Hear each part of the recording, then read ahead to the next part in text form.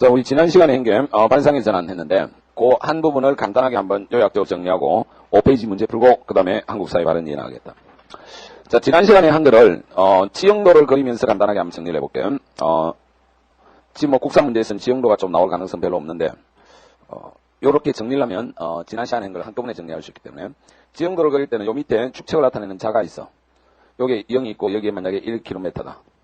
이렇게 하면 요 한 마디가 지도상에 무조건 1cm로 그려져 있어. 그럼 1cm가 0.5km니까 0.5km는 500m고 500, 그럼 5만 cm지. 그럼 이게 1대 5만이야. 1대 5만 지형도를 가장 많이 쓰는데 요렇게 이제 하천이 그려져 있다. 이게 예를 들어서 한강이라고 하자.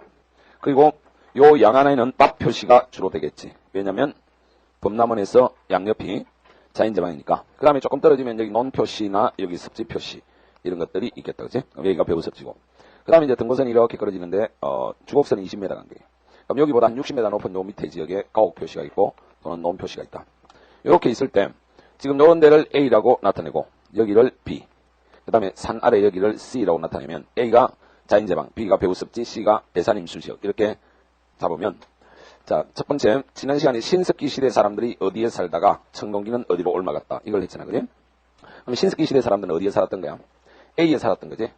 그러다가 C로 올라간 거지. 배산임수로. 이렇게 정리를 할 수 있고. 자, 여기에 살았기 때문에, 지하가옥, 움집이 있었고. 그치? 그 다음에 여기는 가옥의 지상화가 나타난다라고 이야기를 했고. 그 다음에 그와 함께, 칠학이 형성된다고 했어. 칠학이 형성된다. 이 이야기를 했고. 그 다음에 이제, 이 공간은 퍼석퍼석한 태적지형으로 모래덤이기 때문에 밑이 뾰족한, 땅에 탁 꼽아두는 빗살무늬 토기. 그리고 여기는, 침식지형이니까 밑이 넓적하고 딱딱한 민무늬 토기. 이렇게 된다 했어. 요걸 지난 시간에 쭉 정리한 거고.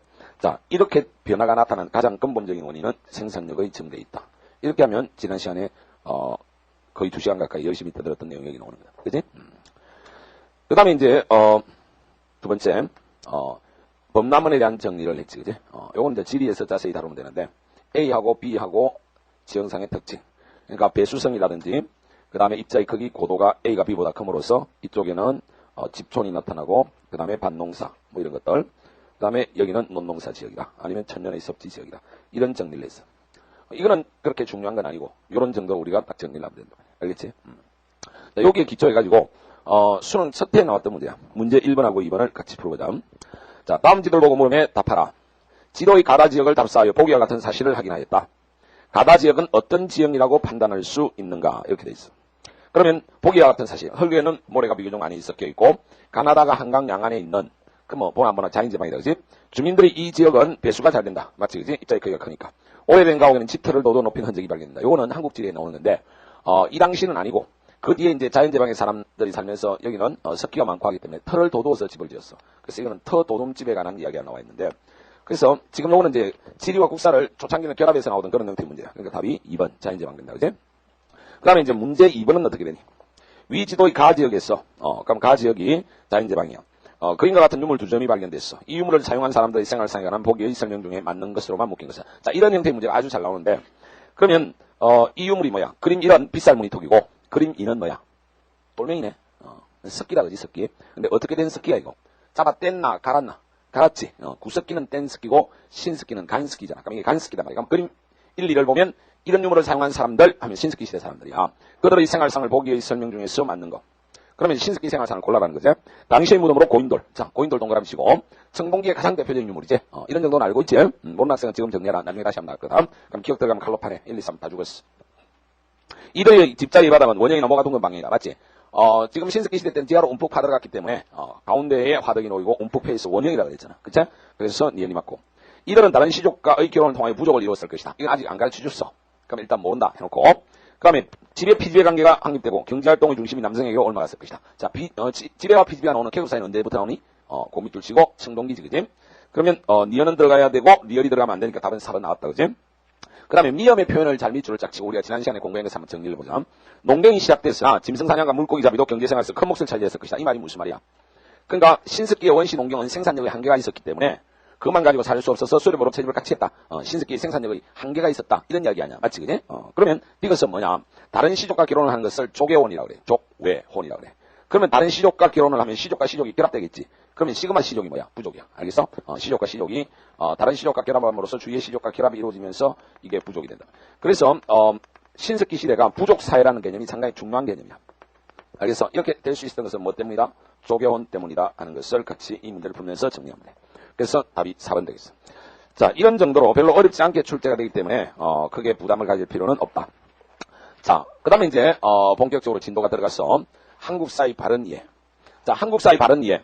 살라스 이야기하면 이거는 시험에 나올 확률이 30% 미만이야. 알겠어? 우리가 역사학을 공부하는 마당에 서론적인 이야기지 이것 자체가 그렇게 아주 중요한 건 아니야.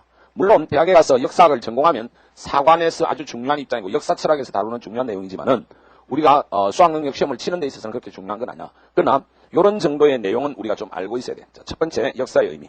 너희가 역사를 할 때 그 역사가 어떤 의미가 있는 거니? 누가 생각하란 말이야. 역사하면 과거의 뭐 사실 이게 역사인 것 같기도 하고 또 어떻게 생각하면 과거 사실이라는 게 진짜 객관적으로 존재하느냐 그 시대의 역사를 보고 느끼고 정리하고 기록한 사람들의 입장이 들어간 거 아니냐. 그러니까 과거 사실에 대한 역사가의 기록이 아니냐. 이 두 가지 쟁점이 아주 강하다고 역사학에 있어서.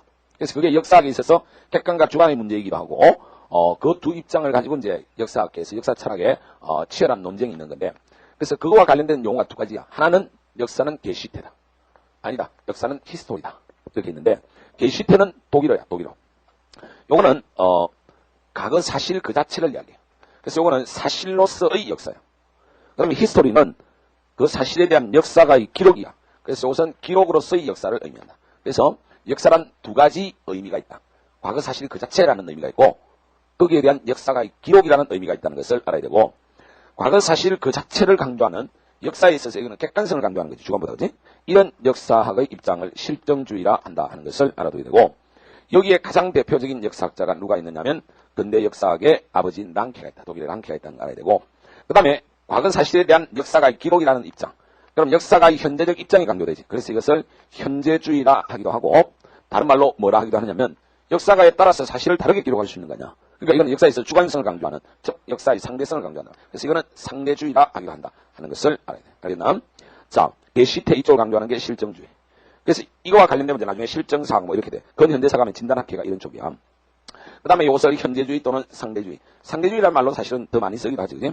여기에 대표적인 역사학자가 누구 있냐면 이탈리아의 크로체라든지 뭐 그 다음에 콜링우드 이런 역사학자들이 있는데 요 두 입장이 있다는 것을 알아야 되고 그 다음에 이 랑케가 한 유명한 말을 잘 기억해야 돼. 랑케가 뭐라고 이야기했냐면 있었던 그대로의 과거. 알겠어? 그 밑에 있지? 있었던 그대로의 과거. 역사가는 딴짓하면 안 된다. 있었던 그대로의 과거 사실 그 자체만을 찾아내야 된다. 그래서 랑케는 이런 이야기를 해. 역사가란 어떤 사람이냐? 과거의 무덤을 파는, 과거라는 무덤을 파는 인무와 같다. 그럼 예를 들어서 나무집에 이렇게 무덤이 만들어져 있는데 딴 데로 옮긴다. 이장을 하려고 하면 어떻게 하니? 도끼로 찍고 마음대로 막 파헤치고 그러면 안 되지. 살살 잘 봉분을 걷어내고 안에 있는 곽이 손상되지 않도록 잘 해서 오래된 무덤의 그 유해를 잘 수습해가지고 그대로 잘 갖다 옮겨야 되잖아. 마치 이 실정주의에서 강조하는 것은 역사가 이런 것과 같다. 그래서 있었던 그대로의 과거를 찾아라. 과거로 하여금 말하게 하라. 이런 것이 실정주의 입장이다 하는 것을 알아두면 되고 그 다음에 크로체는 순수한 그대로 있었던 과거가 어떻게 가능하냐. 그건 불가능한 이야기다. 그래서 모든 역사는 현재사일 뿐이다라고 이야기하는 게 크로체의 입장이에요. 알겠어? 그렇다면 지금 이쪽에서 강조하고 있는 것은 뭐야? 역사적 사실을 강조하는 거지. 여기는 역사적 사실을 강조한다면 여기는 역사가의 입장을 강조하지. 그렇지? 그리고 이건 과거를 강조하는 거면 이건 현재를 강조합니다. 이건 현재를 강조하는 거예요. 이 두 가지 논쟁이 있는데 이 두 입장을 중도적으로 통합한 사람이 누구냐면 영국의 유명한 외교관이었어. 그러면서 역사학자였던 E.H. 카. 지금 국내에도 번역이 되어 있는데 역사란 무엇인가라는 책으로 유명한 사람이지. E.H. 카는 요 중도적 입장이다. 그래서 E.H. 카가 뭐라고 이야기했다? 거기서 났지? 역사란 역사적 사실과 역사가 사이의 상호작용이다. 그리고 과거와 현재 사이에 끊임없는 대화라고 결론을 내렸다는 거야. 알겠죠? 이런 정도 입장을 알아두면 돼. 그런데 지금 이제 사탐 문제 중에서 가장 언어 영역에 가까운 문제가 11개 중에서 국사가 언어 영역에 가장 가까워. 왜냐하면 국사는 반드시 사료를 다 주고 그 사료가 뭔지를 잘 이해하면 풀 수 있는 문제가 40% 이상은 나와. 지금 너희가 이 내용을 완벽히 정리했다고 하더라도 실제 수능 문제에 들어갔을 때 수능 문제는 대체적으로 어떻게 되어 있니? 제일 앞부분에 도입 부분이 나와. 그 다음에 문제 상황으로 역사 같으면 사료나 이런 게 나온다. 그렇지? 여기에 문제 상황이 나와. 문제 상황이 나오고 그 다음에 여기에 기초한 물음 구조가 나오지. 이렇게 3단 구조를 가지고 있어. 근데 이제 문제가 좀 짧을 때는 요 제일 앞부분하고 여기가 결합되어 있기를. 요게 위로 올라가 있고 사유가 나와 있거나 이렇게. 물음 위로 올라가 있는 경우도 많이 있어. 이렇게 하고 이제 선지 5개 중에서 뭐 관련성이 큰 거 없는 거 아니면 이를 통해서 추론한 것 중 옳은 거 뭐 이런 형태의 문제로 다 돼 있다. 그럼 뭘 잘 해야 되냐면 여기에 제시된 문제 상황을 정확하게 잘 읽어내야 돼. 요걸 정확하게 파악을 못하면 이런 게 아무리 돼 있더라도 헛일이지. 그치? 그걸 내가 잘 이해를 해야 돼. 그러면 자, 요런 입장에서 문제가 이제 지금까지 나온 거를 한번 간략하게 한번 정리하고 풀어보겠다. 자, 94년 1차 수능에서 나왔는데, 오른쪽 페이지. 문제 1번. 보기의 내용을 통해 알 수 있는 역사 연구의 태도로서 가장 적합한 거. 그럼 이제 요거는 도입과 모음이 같이 하나로 돼 있어. 그럼 여기서 무엇을 가장 잘 알아야 되겠어, 우리가? 가장 잘 파악해. 밑줄 치라. 보기의 내용이지. 분명히 보기의 내용을 통해서 알 수 있는 역사 연구의 태도로서 가장 적합한 거니까 보기의 내용을 잘 알아야 된단 말이야. 대충 읽고 막 자기 머릿속에 있는 거가 암기해서 푸는 게 아니단 말이야. 알겠어? 그래서 사실은 국사는 상당히 많은 문제가 우리가 국사의 기본적인 흐름과 지식을 알아야 되겠지만은 이게 좀 더 깊게 들어가면 뭐냐 하면 국사라는 과목은 상당한 정도가 국사를 가장한 언어 영역 문제가 되게 많다고. 제시문 파악 능력. 알겠어? 지금 현재 너희가 수능 시험에서 정말로 최고의 성적을 거두려고 하면 뭘 잘해야 되냐면 이걸 잘해야 돼. 사실. 이게 안 되면 사회탐구도 여기에서 걸리는 경우가 있고 영어도 이게 안 돼가지고 문제가 생기는 경우가 있어. 그래서 내가 지난 시간에 첫 시간에 개념을 용어를 명확하게 하라. 존재하는 모든 것, 사고하는 모든 것은 언어로 되어 있으니까 언어를 잘해라. 사회선생이 언어를 잘해라는 이야기를 그냥 대충 듣지 말고 왜 수능 점수가 제대로 안 나오느냐라고 잘 생각을 해보면 요 문제 상황에 대한 제시문 파악 능력, 제시문 독해 능력 이런 건 지금 쉽지만은 그런 게 떨어져서 안 나온다. 그래서 언어 영역을 꾸준히 많이 공부하는 게 아주 중요한데 근데 언어 영역을 꾸준히 공부하라니까 고등학교 1학년 때부터 고등학교 3학년 아니면 고등학교 4학년 아니면 N학년까지 계속 그냥 학원만 다녀. 언어 영역 전문교실 그냥 계속 다녀. 아무 생각 없이 그렇게 하면 안 돼. 지금 너희가 요 과목에 대해서 엄청나게 한번 비판적으로 접근해봐요. 사실 엄청 투자를 많이 했는데 이게 점수가 왜 안 나오느냐. 내가 생각할 때는 한자말을 공부 안 한 거, 의에 대한 능력을 확실하게 기르지 않은 거 이런 것들이 큰 이유고 독서를 안 했기 때문이라는 거예요. 현실적으로 그렇게 독서를 할 수 있는 여건이 아니기 때문에 그거가 원인으로 볼 수는 없다는 거예요. 물론 소수의 학생은 독서를 열심히 하지만은 일반적으로 공부하는 거는 학교 다니면서 뭐 언제 독서를 제대로 할 수 있겠냐. 그치? 그러면 이건 어떤 면에서 방법적으로 좀 잘못됐을 가능성도 있다는 걸 알아야 돼. 그래서 너희가 이걸 제대로 한번 방법을 찾아보려고 하면 예를 들어서 메가스터디 사이트에 들어왔다. 그럼 여러 선생들이 있는데 자기가 한번 잘 기본적인 거 맛보기를 좀 보고 판단해야 돼. 왜냐면 대체적으로 너희가 내 강의 들어온 것도 오류 있을 가능성이 있는데 그냥 손 선생님이 잘한다 이렇게 해가지고 소문 듣고 왔지 내 강의를 맛보기를 보고 온 사람 손 들어봐. 그래도 몇 명은 있네. 주체적으로 판단해야 된다. 예를 들어서 메가스터디 안에 어느 영역이 누가 제일 인기가 많더라. 그게 내한테 꼭 맞는 게 아닐 수 있어. 그렇잖아. 이 부분은 왜냐면 내가 어디에 약점이 있는지를 잘 체크해봐야 된다. 그러면 다양한 형태의 강의들을 쭉 보면서 제목도 보고 보면 딱 떨어지는 거 이런 게 있을 수 있잖아. 들어보고 내가 약점이 있는 부분을 보완해 줄 수 있다면 그게 훨씬 더 내한테 딱 떨어질 수가 있단 말이야. 그냥 천편일률적으로 문학하고 비문학하고 그냥 맨날 하는 그러한 형태에서 지금 고3까지 오면서 나아진 게 전혀 없다고 했을 때 어디에 문제점이 있는지 그걸 잘 진단을 하라고. 그리고 사교육에 임할 때 학원을 다니든 인터넷을 듣든 간에 습관적으로 해서도 안 되고 또 학원 같은 경우에는 몇 년째 다니다 보니까 그냥 거기 몸에 배기가 거기 늘 성적도 안 나오면서 다니는 거기 안 가면 어쩐지 불안한 그 마음으로 가서는 고3에서는 성적이 올라가지 않는다. 내가 어디에 문제점이 있는지를 정확하게 진단해서 거기에 딱 적합한 어떤 대응책을 꼭 찾아주길 바라는데 일단 우리가 국사라는 문제를 풀 때 앞으로 항상 어느 영역의 마인드를 어느 정도 가지고 풀어야 돼. 그래서 이게 그러니까 무슨 내용인지를 정확하게 봐가지고 해라 말이야. 자꾸 내가 머릿속에 있느냐 지식 위주로 풀지 말고. 그럼 여기 일단 제시문 한번 봐봐. 보기의 내용을 통해서 알 수 있는 올바른 역사 연구의 태도잖아. 여기서 어떻게 하는 게 바람직한 역사 연구의 태도냐? 여기에 나타나 있는 역사 연구의 태도가 뭐냐? 찾아라 이 말이야. 그러면 보기의 내용이 뭐야? 고려조 유학자였던 김부식의 삼국사기에는 불교 관련의 기사가 거의 보이지 않는다. 그 다음에 서양 중세 수도원에서 쓰여진 연대기에는 교회의 관심사들이 집중적으로 기록되어 있다. 사마천의 사기에 보이는 고조선에 관한 기록은 한나라의 고조선 정복 기사가 중심이다.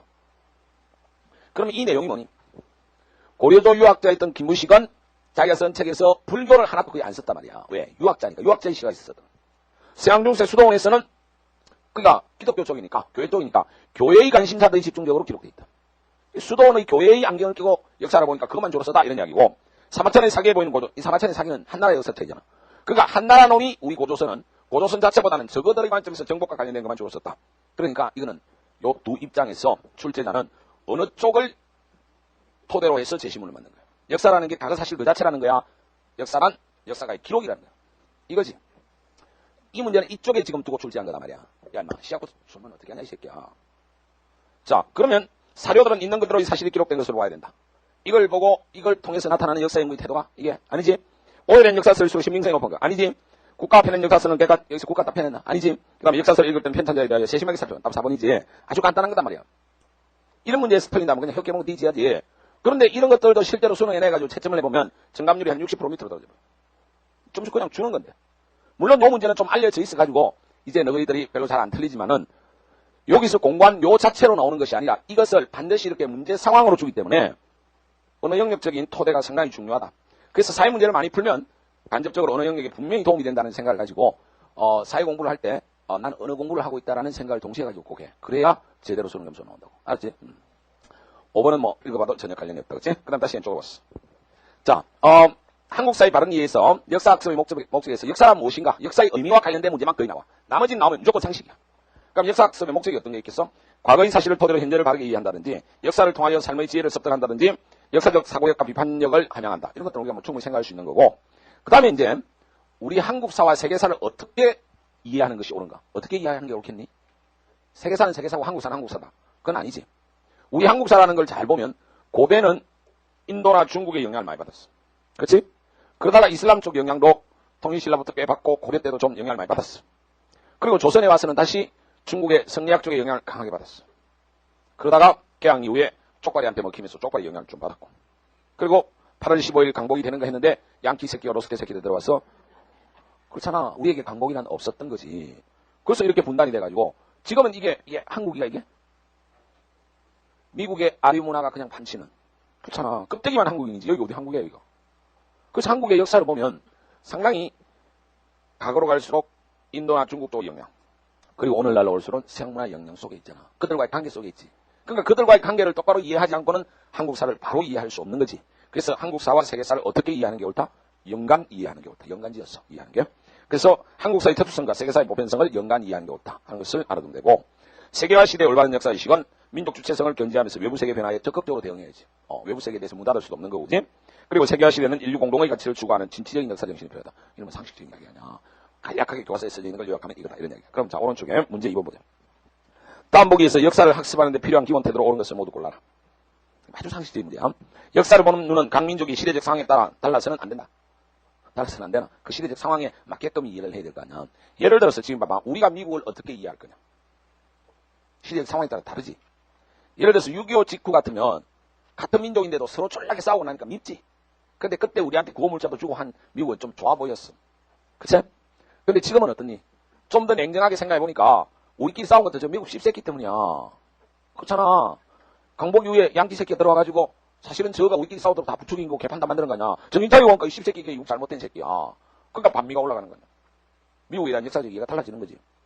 그리고 이제 앞으로 우리가 통일이 되고 당당하게 세계사의 주역이 되면서 미국은 망해간다. 그래서 우리가 또 웃으면 안 돼. 미국이 50년 안에 망해. 세계사를 한번 봐. 영원한 제국이 없었잖아. 팍스 로마나 200년도 안 갔어. 그치? 알렉산더. 얘는 몇십 년 만에 그냥 다 흔들어져 버렸어. 세계 제국들이. 몽고 50년도 제대로 못 해먹었어. 미국 지금 한 50년째 세계를 주목하고 있지만은 말기적인 모습을 드러내잖아. 그래서 거대 제국은 한 방에 간다는 게 한 방에. 50년 안에 미국이 반드시 망한다. 너가 죽기 전에 거의 망할 거라고 난 그렇게 역사를 봐. 큰 흐름에서. 근데 그때쯤 되면 우리가 오히려 통일할 수 있는 가능성이 훨씬 커지겠지. 그래서 한반도가 통일되고 한국인의 우수한 두뇌와 능력에 의해서 세계사의 주도적인 역할을 한다. 웃지 마, 이 새끼야. 그렇지 않으면 이 땅에 살 이유가 어디 있어. 그럴 때는 우리가 미국을 도와줄 수도 있겠지. 그럼 또 미국에 대한 인식은 달라지는 거지. 그렇잖아. 그 민족이 처한 시대적 상황에 따라서 역사를 바라보는 시각은 다를 수밖에 없지. 그렇잖아. 근데 너희가 아직도 여기는 특히 강남이기 때문에 친미적인 집단이 많이 사는 동네야. 그러다 보니까 이런 이야기하면 이상한데 하지만 너희들이 역사에서 뒤처지고 있는지도 모르는 생각이야. 생각을 확 바꿔야 돼. 미국에 유학 가고 미국에 어쩌고 이런 거는 역사를 큰 흐름으로 못 읽기 때문에 그런 백반이 생각을 하고 있는지도 모른다. 역사가 순식간에 지금 바뀌고 있는 중이란 말이야. 그치? 그 민족의 상황에 따라서 시대적 상황에 따라서 역사를 보는 눈은 달라진다. 알았나? 그래서 내가 한국사, 한국 근현대사를 강의하면서 물론 한국사에서는 그게 별 논의가 안 돼.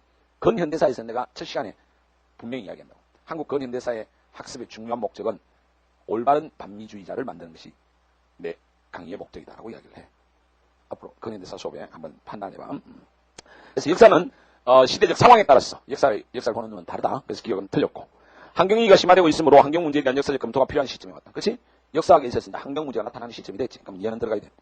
그러면 답이 3번이네. 두 개만 딱 읽어도 되잖아. 한국사는 다른 지역의 문화와 관계없이 발전하여 왔기 때문에 특수성을 강조할 필요가 있다. 아니지? 한국사의 특수성은 세계사의 보편성과 연관이 이해이지. 역사를 배우는 목적은 인류 사회의 과거를 통하여 현대사의 여러 문제를 올바로 인식하는 데 있다. 그래서 답이 3번이고, 현재는 세계화 시대이므로 세계사적 시각을 확보하는 것이 중요할 뿐 한국사 중심의 관점은 불필요하다. 이게 뭐 누가 보더라도 볼 수 있는 문제. 근데 이런 문제가 한 4, 5년마다 한 개씩 나와. 그러니까 나올 확률이 30% 이하라는 거야. 이 단원에서 나오면 그냥 그 문제는 거의 주워 먹는 문제야. 알았지? 그다음 선사시대의 문화와 국가의 형성. 자, 선사시대의 문화와 국가의 형성에서 선사시대 하면 이렇게 써. 선사. 그러면 선사라는 말은 무슨 말이야? 역사 앞의 시대. 이게 선사시대 아니야. 그러면 요 사자가 뭐니? 게시테를 말하니 히스토리를 말하니. 조금 전에 이야기했잖아. 뭐지? 히스토리지? 올해 애들은 좀 달라졌네. 목소리가 막 크네. 좋아. 그렇게 크게 이야기해. 히스토리야. 기록으로서의 역사 앞의 시대라는 거야. 그러니까 선사시대는 뭐야? 문자적 기록이 나오기 이전까지. 구석기, 신석기까지. 청동기부터는 문자적 기록이 나온단 말이야. 물론 우리나라 청동기에 많은 문화는 기록이 없기 때문에 실제적으로 이 선사적 개념으로 연결해서 보지만, 문제도 그렇게 나오지만은 정확하게 구분하면 구석기와 신석기까지를 우리가 선사시대라 해요. 그러면 이 선사시대는 역사적 기록이 있기 이전의 시대니까, 그러면 이 시대는 무엇을 통해서 알아낼 수밖에 없니? 유물을 통해서, 유적을 통해서 역사적 상상력으로 복원한 고고학적 시대지. 알겠어? 그래서 구석기와 신석기에 관한 문제는 무조건 100% 유물과 관련돼서 출제될 수밖에 없다. 그러니까 유물과 관련된 그림, 사진 이런 것들을 정확하게 우리가 공부의 과정에서 머릿속에 딱 정리를 해야 된다. 알겠어? 왜 여기는 그림을 잘 알아놔야 되냐, 사진을 잘 알아놔야 되느냐? 선사시대는 유물을 통해서 고고학적 상상력에 의해서 복원한 시대니까 사료가 이게 나올 수밖에 없잖아. 반드시 이게 나오게 된다. 알아듣겠어? 이거 잘 알아야 돼. 비쌀문 토기가 어떻게 생겼고, 민문이 토기가 어떻게 생겼고, 이런 것들. 자, 그러면 선사문화의 전개에서 일단 큰 덩어리에 너희가 이걸 알아야 돼. 구석기에서 신석기까지는 그 제일 밑에 뭐라 써놨나? 평등사회라고 돼 있지. 평등사회였다 하는 것을 머릿속에 잘 넣어놓고, 하나 더 덧붙이자면, 여기까지는 여자가 대빵인 사회야. 모계사회였어. 청동기 이후부터 남성 중심의 가부장적 사회였어. 그러나, 그러니까 구석기에서 신석기까지는 평등사회, 모계사회였다 하는 것을 알아놓고, 그러면 구석기와 신석기는, 지난 시간에 내가 이야기했지. 구석기는 중학생 같으면 댄스기를 사용한 시대, 신석기는 간스기를 사용한 시대, 이런 건데, 그건 단순한 구분이고, 인류사의 큰 흐름으로 보면 내가 뭐라 그랬어? 구석기가 쭉 오다가 신석기가 팍 비약적으로 올라가고, 그 뒤에는 조금 발전한 거라고 그랬죠. 생각해봐. 구석기는 뭐니? 거의 짐승이지. 그래서 그렇게 생각하자. 밑줄 치라. 짐승 같은 생각이야. 웃지 마, 이 새끼야. 그게 중요한 말인데. 여기는 인간이 생산의 주체가 돼서 생산을 하진 않았지. 자연으로부터 약탈경제잖아. 그래서 먹을 걸 찾아서 여기저기 돌아다니는 생활이야. 그래서 이동생활을 하면서 무리를 지어 다니는 사회잖아. 그래서 중요한 말, 무리사회. 밑줄 치고. 알았나? 구석기, 짐승 같은 생활, 무리사회. 그 다음에 무리사회에다가 가로 열고 이동생활이라고 써. 이동생활. 맞지? 요 마인드가 가장 중요해. 뭐 70만 년 전이야. 뭐 이런 거 안 해도 돼. 그 다음에 이제 신석기는 어떻게 되니? 농경과 목축을 하면서 정착이라는 놀라운 변화를 가지면서 문명이 삭될 수 있는 인류사의 그 혁명이 일어난 시기 아니야. 그지? 그래서 인간 같은 생활이 시작이다. 그 밑줄 치라. 인간 같은 생활이 시작. 그게 농경과 목축이라 하는 것을 알아야 되고, 언제부터냐? 만년 전부터야. 만년 전. BC 8000년경. 그럼 지금 다 만년 전이지? 요게 6차하고 바뀐 거야. 6차는 8000년 전이었는데 2000년 때 올라갔어. 왜 올라갔느냐면 지금 7차에 오면서 여기까지가 구석기. 과거로부터 구석기. 그 다음에 신석기. 이렇게 될 거 아니야. 그지? 요게 7차의 마인드라면 6차는 어떻게 돼 있었냐면 구석기. 그 다음에 여기 2000년간의 중석기를 따로 뗐어. 그리고 신석기. 요렇게 봤다. 6차는. 알았나? 6차고 7차고 요 차이점이 있어. 그래서 여기에 중석기라는 개념. 여기가 구석기. 여기가 신석기. 이렇게 했는데 7차에 오면서는 요 두 개의 시대를 같이 신석기 범주 안에 넣어놓고 신석기 안에서 요 앞부분을 기후변화가 심했던 해수면이 급상승했던 중석기라고 해서 조금 더 심화적으로 들어가 있는데, 그래서 이런 중석기에 관한 심화된 형태의 내용은 오히려 6차에서 없어요. 7차가 심화하지만은 실질적으로는 6차보다 내용이 훨씬 적다. 그래서 공부하기가 더 편해 사실은. 그래서 7차는 어떻게 본다? 지금부터 만년 전까지는 구석기, 만년 전부터 쪽에서 BC 10세기까지 신석기. 그 뒤에 이제 청동기 쪽이 저기 보는데, 어떻게 된다? 여기 BC 8000년경. BC 8000년경을 신석기의 시작으로 본다. 알았죠? 그렇게 하는. 근데 뭐 그렇게 중요한 건 아니야. 자, 이걸 생각하다가 까먹으면 안 돼. 다시. 구석기는 짐승 같은 생활. 신석기는 인간 같은 생활이 시작. 이걸 잘 알아야 되고, 구석기는 이동 생활을 하는 무리사회. 신석기는 뭐다? 조교원을 통한 부족사회. 이 개념을 머릿속에 잘 넣어놓고, 이때까지는 평등사회고 모계사회였다는 걸 알아야 돼. 그 다음에 이제 청동기에 들어가면서 국가가 형성돼. 알아놨자? 머릿속에 잘 넣어. 우리 역사에 있어서 국가 형성은 언제 처음 나타난다? 청동기에 나타난다 하는 걸 알아두고, 요 국가의 형성에 관해서는 선사를 끝내고 난 다음에 이야기를 하는 것이 더 좋아. 그래서 다음으로 넘어가겠습니다.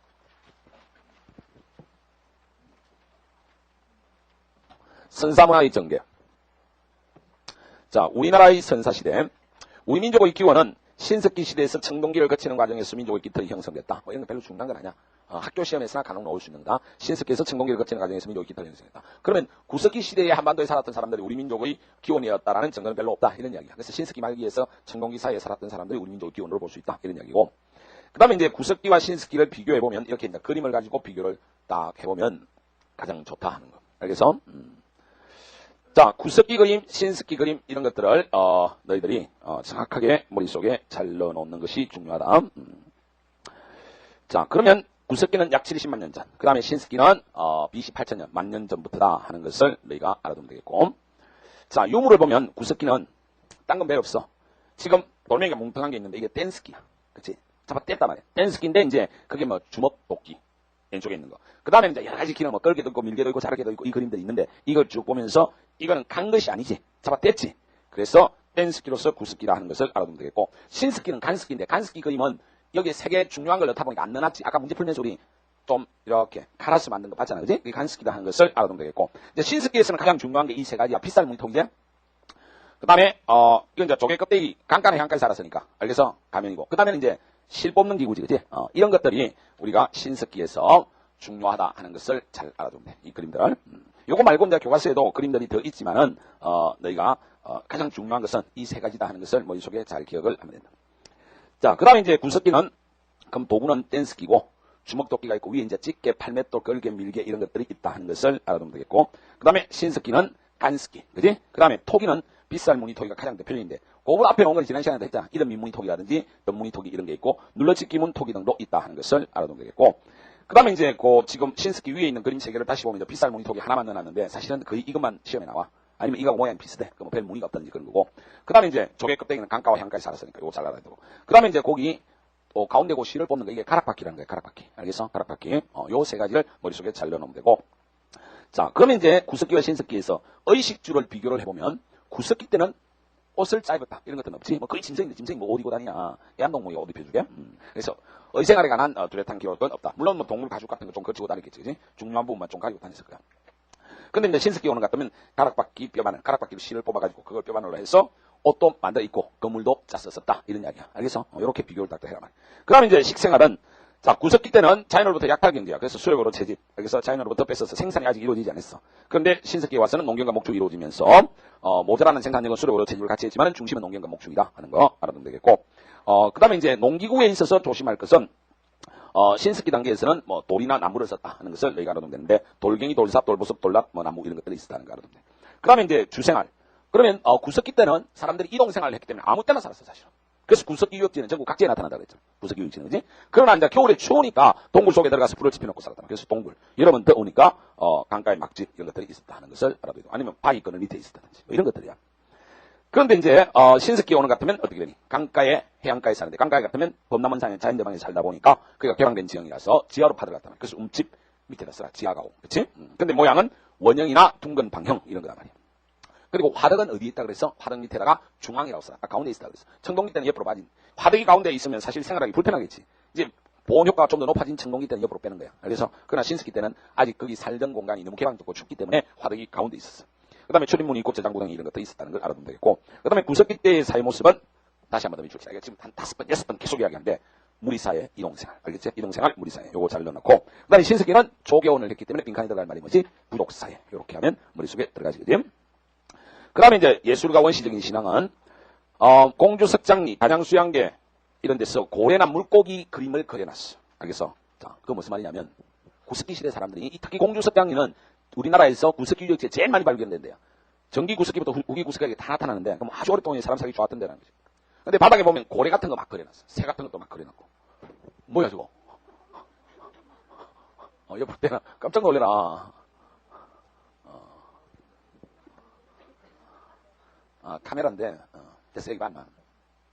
그러면 그 바닥에다가 왜 고래를 그려놨고 왜 새를 그려놨겠어? 구석기 사람들이. 너무 고래가 먹고 싶어서 고래를 그려놨어. 물고기가 너무 먹고 싶어서 그려놨어. 누구도 그러잖아. 사람들이 하는 게 인간은 이 주술적 능력을 가지고 있다면 자꾸 그렇게 믿으면 그대로 되는 거지. 그래서 그런 적 해본 적 없어? 네가 좋아하는 남자 있으면 그 남자의 이름 계속 쓰는 거야. 내 이름을 계속 쓴다든지. 이름 계속 쓰는 거지. 그래갖고 막 넌 내 거야, 넌 내 거야. 그럼 내 의식 속에서 내게 된 것 같은 느낌이 안 들어? 난 너만 할 때 정말 많이 그랬는데 어떤 여학생 이름 하루에 100번 쓰기 막 이랬는데 한 10,000번쯤 쓰니까 내 거 되던데.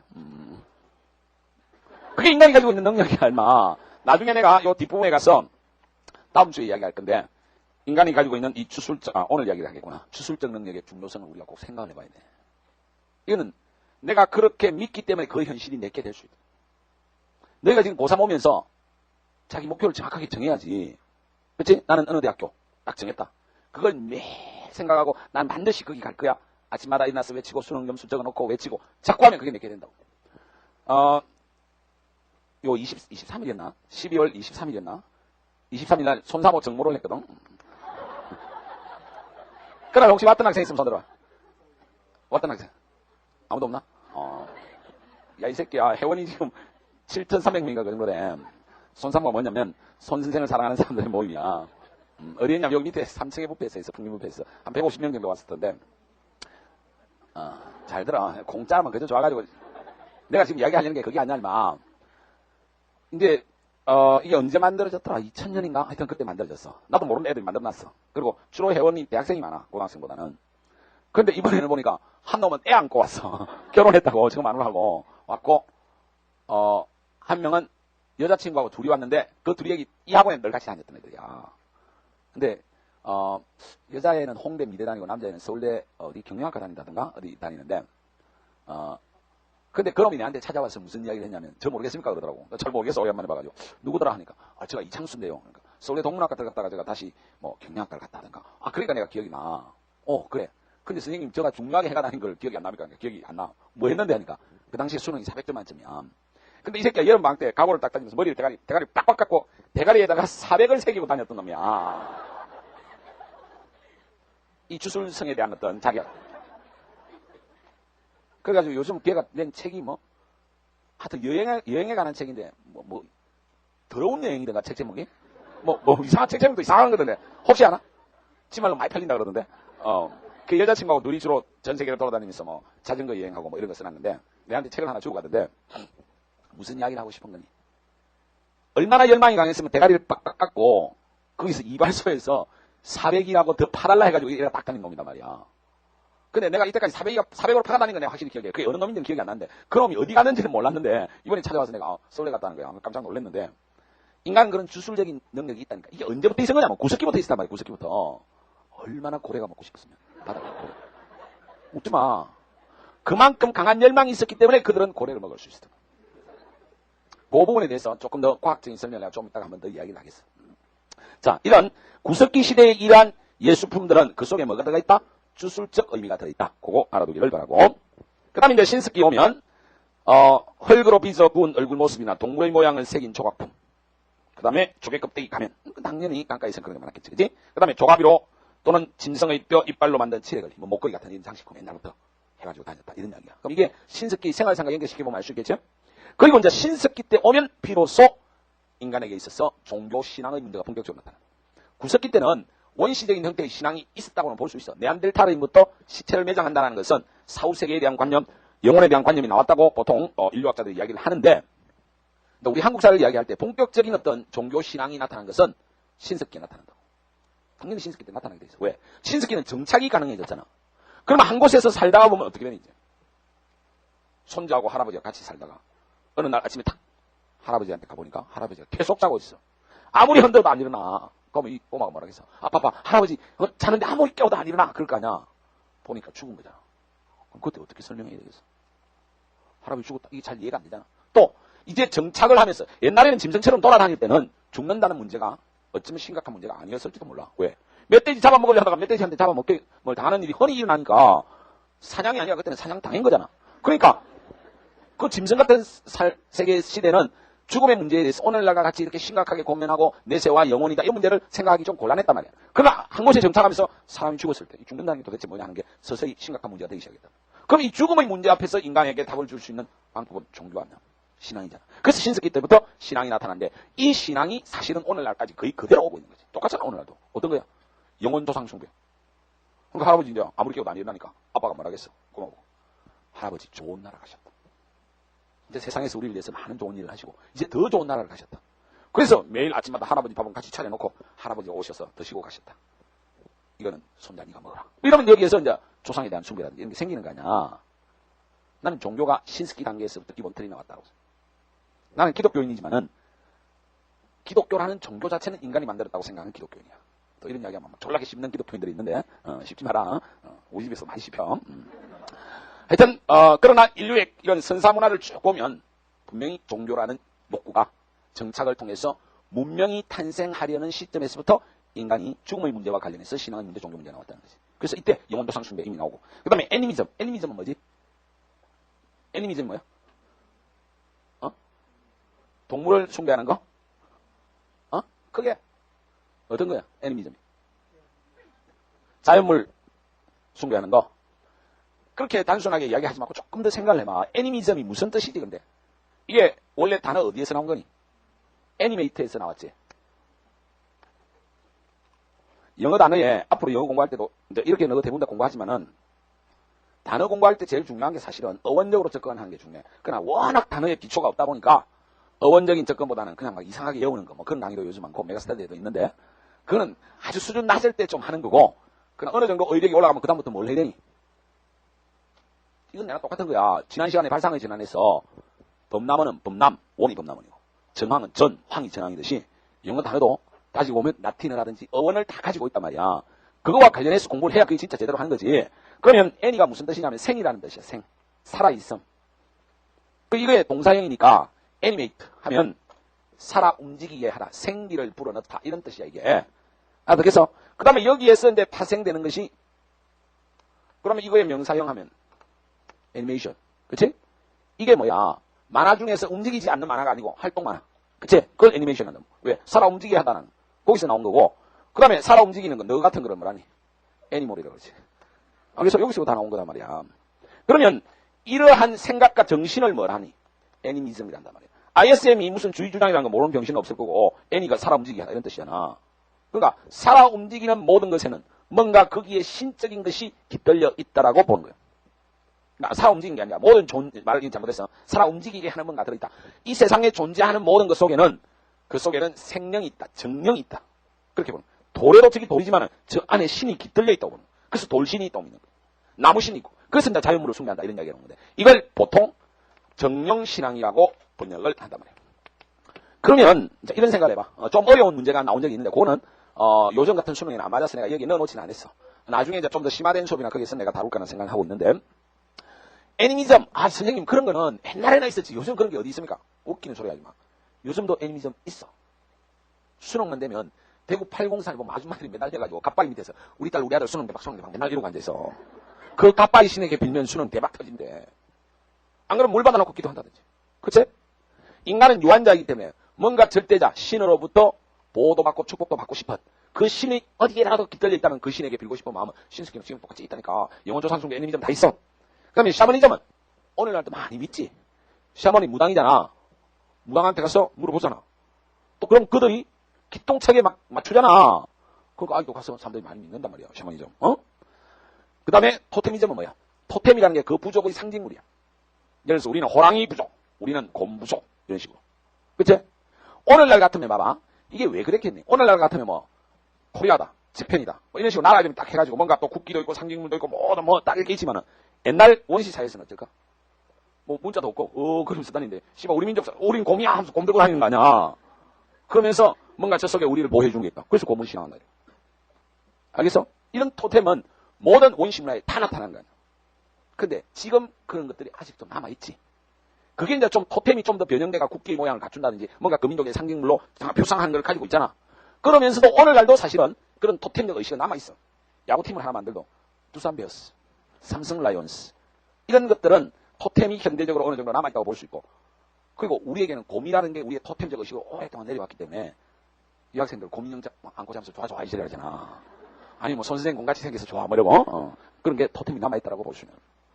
자, 구석기와 신석기 이 이야기는 뭐 그렇게 중요한 이야기는 아니지만 내가 왜 이런 이야기를 해주느냐 하면 생각을 그렇게 해봐야 되는 거고, 예를 들어서 토테미즘에 관한 이런 어느 영역 지문이 나올 수도 있어. 토템이 무엇을 의미하느냐. 옛날 뭐 18세기 19세기 학자들은 뭐 그 토템을 뭐 잡아먹었고 그거와 관련이 있다 이런 주장도 있고 여러 가지 주장이 있는데, 인류학적 주장으로 오늘날 현대에 와서는 토템은 일종의 그 민족의 자기 분별, 구별이라는 의미 쪽으로 많이 해석을 해. 토템에 대한 역사적 해석이나 학계의 해석이 다양하단 말이야. 그럼 그런 것들이 어느 영역 지문으로도 나온다고. 그럴 때 이런 생각을 한번 해보고 그 지문을 읽으면 머릿속에 잘 들어온다 이런 이야기야. 그러니까 내가 수업 시간에 국사를 이야기한다 하더라도 다른 이야기를 종종 많이 할 거단 말이야. 하면 씨발 저거 내용만 이야기 딴소리 하냐 그렇게 생각하면 안 돼. 너희들의 생각이 올라갈 수 있는 부분과 관련된 이야기 내가 계속 할 거단 말이야. 알겠지? 자, 그럼 다시 한번 정리해보자. 구석기, 신석기. 구석기는 약 70만 년 전이고 신석기는 만년 전 8,000년, BC 8,000년경인데 일단 그림을 기억해라. 이 제일 중요하단 말이야. 이거 내놔놓고 문제 낸다. 구석기는 댄스기 낸다. 그 다음에 신석기는 빗살 무늬토기, 아니면 뭐 이런 민무늬토기 이런 거 내고, 아니면 강가 살았으니까 해안가 살았으니까 조개 껍데기 가면 이런 거 내고, 아니면 이때부터 이제 실을 뽑아서 옷을 만들어 입었단 말이야. 가락바퀴 이런 게 잘 나온다. 이런 이야기야. 그러면 의식 주소로 딱 비교를 해보면 특징들을 우리가 충분히 알 수 있고, 그치? 특히 구석기는 이동생활을 했기 때문에 주생활이 확실한 건 아니다.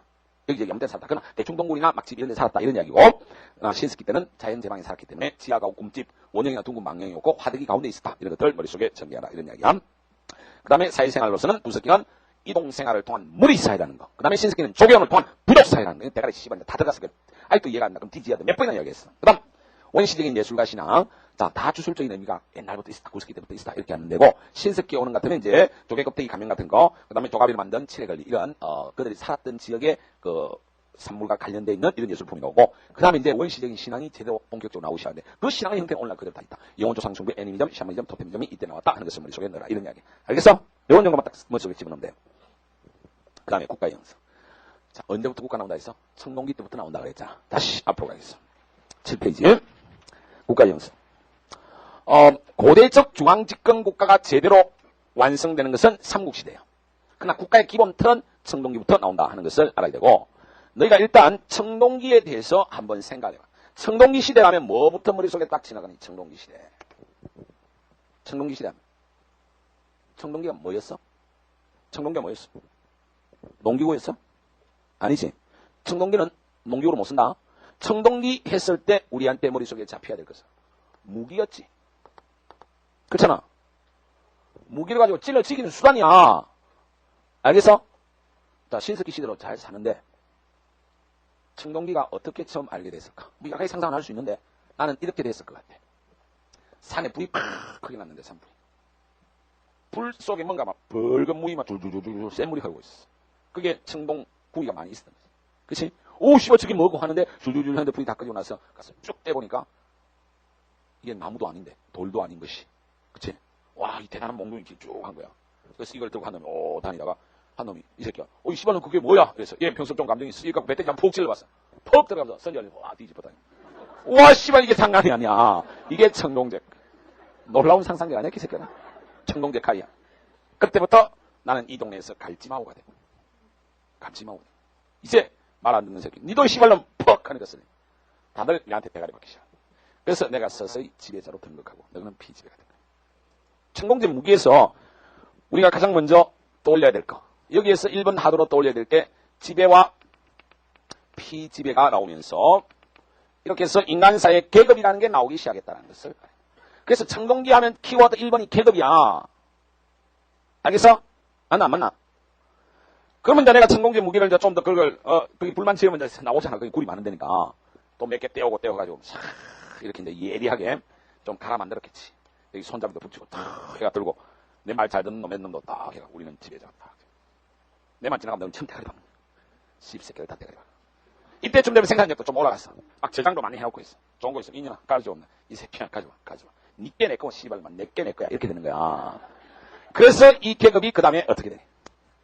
자, 생각해봐. 인간 사회가 그렇게 나올 거 아니야. 니께 내 거고 내께 내 거야. 하다가 뭐가 되는 거야.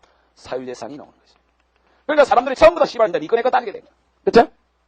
지배자가 인내 생산물을 가져가면서 니 것도 내 거, 내 것도 내 거, 이 개새끼야. 내가 일 안 하고 내 폰만 잡고 다니는. 그러니까 사람들이 전부 다 자기 거 챙기려고 한단 말이야.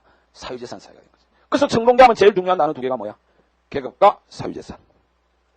또 더 가진 놈이 더 교묘하게 더 가지기 위해서. 가진 놈이 못 가진 놈을 교묘하게 지배하는 장치를 만드는 거지. 그게 국가 아니야. 알겠나? 여봐. 우리가 대통령이라고 뽑아가지고, 주가는 국민에게 있고, 우리가 씨발 노무현 보안대야. 씨발은 니는 내 맘, 내 시킨 대로 해. 노무현 우리 시킨 대로 하나. 대통령인데, 딱 이러잖아. 아주 웃기는 세상이라니까. 잘 생각해보면. 그렇잖아. 정치라는 게 뭐야? 합법화된 폭력이잖아. 니 잘못했어. 개새끼 일로 와 해가지고. 수갑 차. 해서 걸고 가지고. 너 이 새끼 속도 위반. 일로 와. 나태료네. 국가가 돈 뜯어가잖아. 안 내면, 개새끼 봐라. 그러니까 거기다가 이자 또 땡겨 또 때려. 계속 안 내? 재산 차압 들어오잖아. 이게 국가라는 게 뭔데? 합법화된 폭력이야. 정당한 폭력이란 말이야. 맞지? 이게 언제부터 나오느냐? 바로 사적 소유와 계급이 발생하는 천공기부터 이렇게 되면 어떻게 될 수밖에 없는. 이렇게 되면 국가가 나올 수밖에 없는 거지. 알겠어? 국가라는 것 자체가, 정치라는 것 자체가 뭐니? 정치가 뭐니 사실은? 인간을 지배하는 게 정치 아니야? 그치? 그래서 마르크스는 아주 비판적으로 국가를 뭐라고 딱 설명하니 마르크스는. 지배계급이 비지배계급을 억압착취하는 수단이 국가라고 이야기합니다. 알겠어? 마르크스는 뭐라고 이야기했다? 국가는 지배계급이 비지배계급을 억압착취하는 수단이라고 생각이 부정적으로 해석했다. 근데 부정적으로만 해석할 건 아니지. 국가가 또 없다고 생각해보면 이것도 심각해. 밤에 도둑놈이 나타나는 거 다 개인이 다 지켜내야 되고 내 재산 어느 놈이 가져가더라도 뭐 씨발 처음 다. 그러니까 우리가 합법적 폭력 집단인 국가를 각자의 이익을 위해서 만들어준 거야. 그래서 이제 자유주의 쪽에서는 국가를 뭐라고 규정하니? 개인의 이익과 안전과 행복을 보장하는 기관이 되겠다. 그래서 국가의 존재 목적은 국민의 기본권 보장에 있다 하는 게 이게 민주주의 쪽에서 이야기합니다. 하여튼 국가 권력이라는 것은 뭐니? 합법화된 폭력성을 가지고 있는 집단이야. 근데 그게 언제부터 나왔냐? 청동기부터 나왔단 말이야. 근데 그게 어느 날 우연히 청동제 무기를 알아내가지고 청동제 칼 들고 생긴 놈이 처음에 푹푹 찔러가지고 폭력적 지배로 하면서 계급이 나와가지고 잉여생산물 니께 내고 내께 내거다 하니까 산들 전다 씨발 니꺼 내꺼 하다가 사유재산 내고 이러한 장치를 보다 더 정교하게 만들기 시작하면서 국가라는 게 나왔다. 그렇기 때문에 국가는 청동기 단계에서부터 나온다. 그렇게 생각을 해야 돼. 아무 생각 없이 그냥 해오지 말고 그냥 막 청동기야 뭐 계급 사유재산 국가 이건 좀 무식한 거죠. 자 이렇게 하다가 조금 더 시간이 흐르면서 정교한 이데올로기가 나와. 이 정치적 지배, 국가, 정치, 지배계권, 자기의 지배를 정당화하기 위해서 처음에는 어떻게 해서 그냥 청동제 칼 들고 말 안 듣는 놈 선지 뽑아가 씹새끼하고 죽여버린 거야. 그러나 영역이 점점 넓어지면서 이게 장난이 아니야. 그렇죠? 수만 명을 한 10명이 청동제 칼 들고 지배한다는 게 현실적으로 너무 어렵잖아. 호되게 당한 부족은 지배계급이 막사에서 밤에 탁 자고 있는데만 돌 들고만 와가지고 씨발 공격했을 거 아니야. 몇 명 돌 맞아 죽었어. 그러나 청동제 칼 들고 나가 개새끼라고 다 찔러진 거야. 그리고 몇 명 죽고 나서 생각해보니까 씨발 이게 장난이 아니야. 정치적 지배한다는 것도 이게 참 문제가 있는 거야. 저것들이 씨발 떼거리로 돌 들고 오면 이것도 문제란 말이야. 그러는 과정에서 한 500년 만에 위대한 천재가 나온 거지. 우리가 이렇게 지배할 것이 아니다. 저 새끼들이 당연히 우리를 우리가 그들을 지배하는 것을 당연하게끔 여기는 뭔가 이념이 필요하다. 이데올로기가 필요하다는 생각을 해낸 거지. 그래서 지배 집단이 뭐라고 이야기하는 내가 너를 지배하는 것은 너가 미워서도 아니고 내가 이 청동대 칼 들고 너한테 휘두르고 싶어서도 아니다. 나의 본질은 하나님의 아들이다. 난 하늘로부터 왔다. 알겠어? 그래서 인류 최초의 정치 지배 이데올로기가 뭐니? 선민사상이야. 그래서 다 봐봐. 청동기 때 대부분의 신하나 대부분의 국가에서 보면 그들의 지배의 정당성을 어디에서 찾고 있니? 하늘에서 찾고 있지. 하늘의 아들이야. 그래서 우리 최초의 국가 고조선도 당군 신화에서 보면 환웅신이 하늘나라에 잘 살고 있었어. 그런데 너무 인간 세상에 보니까 너무너무 좋아. 그래서 환인신한테 자기 아버지한테 아빠 나 인간 세상에 너무너무 가고 싶어 막 이러잖아. 그 당군 신화에 나오면 그게 탐구인세야. 근데 환인이 뭐라니? 야 이 새끼야. 신이 채통도 없이 인간 세상이라니 안 돼. 그런데 한웅신은 맨날 따라다니면서 아빠 나 씨발 인간 세상 너무 좋아 이러니까 할 수 없어서 한인신이 지상을 땅 내려오고 장난이 아니야. 너무 좋은 거야. 한인신이 보기에도. 그래서 한인신이 한웅한테 뭐라니? 아들아 네 말이 맞다. 너는 널리 인간 세상을 이롭게 하거라. 홍이 인간의 이님을 딱 주면서 풍백우사운사를 끊어내고 360까지 이를 다스릴 자격을 주면서 태백산 신시로 내려보낸 거야. 분명히 신이 내려온 거야. 환웅이 신이었다. 그래가지고 이제 환웅신이 인간 세상을 이롭게 만들려고, 좋은 세상 만들려고 막 고민하고 있는데, 그때 누가 왔니? 곰하고 호랑이가 와가지고, 오빠, 나도 인간 되고 싶어, 시발, 막 그런 거 아니야. 그래서 한웅이 뭐라니? 인년들, 더러운 년들. 너는 짐승이라서 안 돼. 야성이 많고 독성이 비켜라, 그래. 맨날 좀 불타면서, 오빠, 막 그랬단 말이야. 그래서 한웅신이 어떻게 하니? 그래, 좋다. 너가 인간이 되려고 하면, 너희들 몸속에 있는 더러운 기운을 빼내야 된다. 더러운 기운을 빼내는 가장 좋은 것은 마늘을 먹어야 된다. 마늘과 쑥을 먹어야 된다. 저기 동굴 속에 들어갔어. 너 땅 기운에 있는 나쁜 것들 싹 100일 만에 뽑아내라. 그래서 둘이서 웅크리고 앉아가지고 사람 되고 싶어 하면서 마늘과 쑥만 먹고 있잖아. 이 우리 신화가 너무 훌륭한 신화야. 내가 윤리에서 아주 자세히 한번 설명해 줄 건데. 그래서 이제 호랑이는 견디다 못해서 튀어나가 버리고, 곰은 곰답게 100일을 버텨낸 거야. 그래서 사람의 몸을 올립니다. 그게 임내다 말이야. 그러면 하늘과 땅이 다 사람이 되고 싶은 거야. 그래서 사람이 된 거지. 한웅신도 인간이 된 거고, 웅녀도 사람이 돼가지고 눈이 맞아서 혼인을 해서 아새끼를 하니까 그게 당군이다. 이런 거야. 그래서 당군이 이 세상을 지배하는 것은 정당하다. 왜? 하늘과 땅의 뜻을 다 받들었고, 특히 하늘에서 내려온 자다. 너가 인간 새끼하고는 달라, 이런 이야기지. 그러니까 그들의 지배의 정당성을 어디에서 찾아낸 거야? 하느님 아들이 앉았잖아. 그걸 선민사상이란단 말이야. 그래서 청동기의 가장 중요한 키워드 세 가지는 계급, 사회재산. 여기에서 국가 형성돼요. 그 정치적 지배를 더 고도화하는 과정에서 나온 정치 지배 이데올로기가 선민사상. 청동기하면 이 세 단어가 키워드로 자리 잡아야 된단 말이야. 이해가 됐어? 무슨 말인지 알겠냐고. 자, 요거 알아둬야 되고. 그러면 이 정치적 지배자를 뭐라 했느냐? 아직 왕이라 하지는 않았어. 요 국가가 형성됐지만은 정치적 군장이라고 보통 역사학자들이 정해. 그래서 청동기 사회를 무슨 사회? 밑둘치라. 군장사회. 알겠어? 군장사회다. 청동기가 군장사회다 하는 것을 알아둬야 되고. 어이, 너 어디 가니?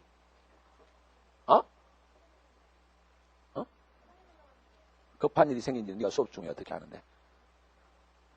문자가 오는 걸 수업 시간에 봤다. 야, 이년아, 죽으려고 그러는 지금? 공부하다가 급한 일이 생겼다는 거는 솔직한 이야기가 아니고 문자 온 내용을 이야기해봐. 빨리. 누가? 한번 보자. 내가 그렇게 잘 안 믿어, 너희들. 사실이라 하더라도 그렇게 믿고 싶지가 않은 거고. 수업 중간에 나가는 거. 지금 30분밖에 안 남았어. 안 남았어. 할머니 돌아가셨으니까 30분 뒤에 가나 똑같아. 임종은 아니잖아. 앉아. 잔인하다고 이야기하지 마라. 왜냐하면 아닐 수 있는 가능성이 있기 때문에 그렇게 생각합니다. 니를 못 믿는 건 아니고, 일반적으로 요즘 학생들이 공부 안 하는 사실에 대해서 난 별로 믿음이 안 간다는 거야. 공부 안 하는 사실 때문에 그렇게 하는 거니까 고통스럽더라도 참아. 자, 그래서 청동기 하면 세 단어를 머릿속에 넣어야 돼.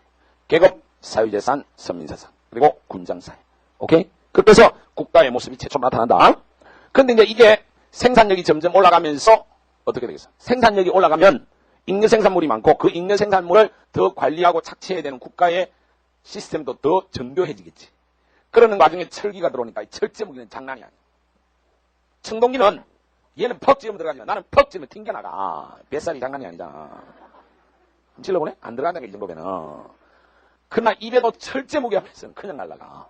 그리고 청동기보다는 철제 무기, 이 철제류는 더 재료가 충분히 있어. 그래서 더 보편화된다고. 그렇게 되면서 어떻게 되느냐? 군장사회끼리 이제 연맹하는 국가들의 형태가 막 나와. 연맹국가가 나오고, 그 연맹국가들 중에서 중앙집권국가로 발전을 하는 것이 우리의 국가 형성 과정이다 하는 것을 알아야 되는데, 그러면 거기 보면 국가가, 자, 국가의 형성을, 해봐. 자, 국가의 형성을 잡아보면, 제일 먼저 나오는 고조선 단계. 이 고조선 단계는 국가가 처음 나온 단계다 하는 정도만 알면 되고, 이건 군장국가야. 군장국가고, 그 다음에 이제 넘어가는 게 시험에 잘 나오는데, 이 고조선 다음에 여러 나라의 성장이라고 나와 있는데, 이게 이제 여러 나라의 성장은 바로 철기가 들어오면서부터 철제 무기 생산력 이런 게 비약적으로 올라가면서 나타나는데, 이 단계에서 나타나는 국가를 우리가 연맹국가 또는 연맹왕국이라고 이야기해. 알겠어? 연맹국가 단계로 들어간다. 연맹국가 단계로 들어가고, 그 다음에 이제 이게 3국에 들어가는 것 같으면 어떻게 되느냐? 고대적 중앙집권국가. 고대적 중앙집권국가로 간다 하는 것을 알아둬야 돼. 중앙집권의 고대국가, 중앙집권적 고대국가나 고대적 중앙집권국가 이렇게 가는데, 자, 그러면 이 연맹국가 단계하고 고대적 중앙집권국가는 어떻게 다르냐? 그 말 그대로 있어. 연맹국가 또는 연맹왕국이라는데, 연맹을 한 국가야. 연맹을 한 왕국이야. 그 말은 무슨 말이지? 예를 들어서 군장국가는 여러 개의 군장들이 지배하는 영역이 군장 군장 이렇게 떨어져 있었어. 각각 떨어져 있었고 한 번씩 저들끼리 막 치고받고 싸우기도 했어. 근데 이게 철제 무기가 들어오니까 전쟁이 더 치열하게 막 일어난단 말이야. 맨날 싸울 수가 없지. 그래서 어떻게 되느냐. 이 군장들이 예를 들어서 같은 부족이다 이러면 우리끼리는 싸우지 말자. 우리는 하나의 국가로 결합하자. 보통 이게 한 5개가 결합을 해. 얘들이 결합을 이렇게 하는데 완전하게 강력한 국가는 아니기 때문에 내가 점점점을 했어. 그리고 가운데 있는 군장계는 왕이 되는 거야. 연맹체 대표가 돼. 근데 이 왕은 늘 이 군장에서 나오는 게 아니야. 돌아가면서 나와. 선출을 해. 그러니까 이 왕은 다스리는 지역이 자기 지역만 다스려. 나머지 놈들은 다 각각 자기 지역에 대한 이런 지배권을 다 가지고 있다. 무슨 말인지 알겠어? 그러나 이게 우리는 하나의 나라다. 뭐 예를 들어서 우리는 부여다. 이런 얘기야. 그럼 부여라는 나라가 하나의 나라로 되어 있지만 실질적으로 부여를 지배하는 것은 5개가 나누어서 각각 지배하는 거야. 그리고 이 연맹체 대표로서의 왕은 얘가 한번 됐다가 얘가 한번 됐다가 얘가 한번 됐다가 그렇게 하는 거야. 그럼 이게 왕권이 강하나 약하나? 약하지? 이거는 뭐가 강하니? 부족적 전통이 강하지. 자기 부족의 전통을 그대로 유지하지. 부족적 전통이 강하기 때문에 결과적으로 왕권은 약하단 말이야. 강력한 왕권이 아니라고. 알겠어? 그래서 연맹을 한 정도의 국가, 연맹을 한 정도의 왕국이다. 이런 이야기. 이렇게 하다가 삼국에 들어가면서 어떻게 되니? 각 나라들이 생산력도 올라가고 정복 전쟁도 하면서 파워도 커지고 그 사회를 더 강력하게 통합할 수 있는 불교라는 새로운 통치 이념도 수용하고 율령 같은 걸 반포하고 제도적 정비를 확실하게 하면서 어떻게 돼? 이 왕이 파워가 엄청 커지지. 그래서 왕이 제일 위로 올라가서 커지고 나머지 애들한테는 뭐라니? 씹새끼들 너그 지역 다스리면 안 돼. 전부 다 서울로 끼어 올라와. 수도로 다 떼고 온다. 얘들은 각 자기 지역에서 다스리고 있었는데 얘들 다 끌고 와. 다 끌고 와가지고 왕의 관료가 되는 거야. 관직을 한 개씩 주는 거지. 그러면서 그들의 능력에 따라서 신분을 주는 거야. 신분은 중앙집권국가 단계에서 나온다. 너 파워가 되게 강해. 일로 와. 내가 피가 통하네. 징골. 진짜 뺐다고. 얘는 잡아가. 너는 그 다음. 너는 육두품. 이렇게 해줘. 넌 오두품. 이렇게 해줘. 알겠어? 그러한 골품 제도 같은 것을 만들어가지고 그들을 귀족으로 편입시키면서 실질적으로는 어떻게 되니? 이게 완전한 하나의 국가가 되고 이 왕이 통치하는 영역은 수도 경주만이 아니라 신라의 전 영역이에요. 고구려 같으면 국내성만이 아니라 고구려의 전 영역이에요. 알겠어? 그래서 왕의 지배 영역이 전 영역에 걸쳐서 미치고 이 족장 군장들은 자기 지역에서 안 있고 다 반드시 서울로 올라온다. 수도로 올라온다. 알았어? 이렇게 되면 어떻게 되겠어? 부족적 전통은 거의 없어지겠지. 그래서 중앙집권국가로 가면 부족적 전통은 약화되고 대신 왕을 중심으로 한 이런적 통치체제가 강화되니까 왕권이 강화된단 말이야. 이 체제를 우리는 중앙집권적 고대국가 또는 고대적 중앙집권국가 이런 표현을 쓴단 말이야. 알아듣겠지? 이렇게 해서 우리나라 국가가 형성되고 완성됐다. 이 큰 덩어리 흐름은 반드시 알고 있어요. 자, 다시. 국가가 제일 먼저 나오는 게 언제다? 고조선, 청동기 단계다. 그건 청동기 단계가 나올 수밖에 없는 이유는 내가 여기서 설명했어. 청동기의 무기가 나와가지고 지배와 비지배 개혁이 나왔어. 거기에서 계급사회가 출현을 했고 이 정치적 사회가 출현하면서 니께 내꺼 내께 내꺼 하다 보니까 사람들 사이에 잉여 생산물을 챙기려고 하는 자기 것으로 확실하게 하려는 사회재산제 사회가 되고 이렇게 되다 보니까 지배계급이 그들의 지배를 더 공고히 하는 시스템으로 나온 것이 국가다 말이야. 그래서 국가가 나온 거지. 그래서 국가적 지배를 해나가다가 이 지배를 더 세련되게 이데올로기를 넣어서 만드는 과정에서 선민사상이 나온 거지. 그래서 자기 지배의 정당성을 하늘에서 가져온 거다 말이야. 이거단 말이야. 이게 청동기에 우리가 기본적으로 알아야 될 키워드. 계급, 사회재산, 선민사상이야. 그 단계에서 우리나라가 처음 나온 게 고조선이다. 그런 국가를 군장국가란다. 그러다가 이제 철기가 들어오면서 생산력이 올라가면서 여러 개 나라가 나온다. 부여, 옥저, 동해, 삼한, 고구려 다 나오잖아. 그럴 때 국가를 연맹국가라 한다. 연맹왕국. 왜? 군장들끼리 연맹을 한 국가야. 하나의 중앙집권화된 이런적 통일국가가 아니지. 자기 지역은 각각 다스린다. 연맹체 대표로서 왕은 있어. 그러나 왕은 자기 지역만 다스려. 각각 부족적 전통을 강하게 살아있고 왕권은 약하다. 거기에 비해서 고대적 중앙집권국가는 어떻게 된다? 이 중에 어떤 한 놈이 강력한 왕으로 뜨는 거지. 강력한 왕으로 빵 뜨면서 씹새끼들 다 끼어 올라와. 그래서 수도에 다 잡아오는 거야. 그러면 그 지역은 왕의 관리가 가서 직접 통치하는 지방관이 그때부터 파견되는 거야. 그래서 중앙집권국가는 중앙으로 권력이 집중된 국가다. 그럼 여기서 중앙은 누구냐? 왕이다. 그래서 왕은 전 영역을 강력하게 다스린다. 맞나? 그러면 군장족장은 관료가 됐을 따릅니다. 그리고 얘들한테 안정적 신분을 보장해 주는 것이 신분제도다. 그래서 얘봐. 골품제도는 언제 나왔겠니? 그러면 신라가 중앙집권국가를 완성하는 단계에서 나왔다. 이렇게 된단 말이야. 알겠어?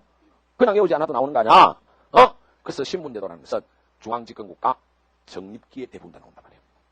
그렇게 되면 부족으로서의 전통은 거의 없어지겠지. 왕을 중심으로 하는 이런적 체제가 되면서 왕권이 강화된다. 그래서 이름하여 중앙 집권 국가가 된 거지. 오케이?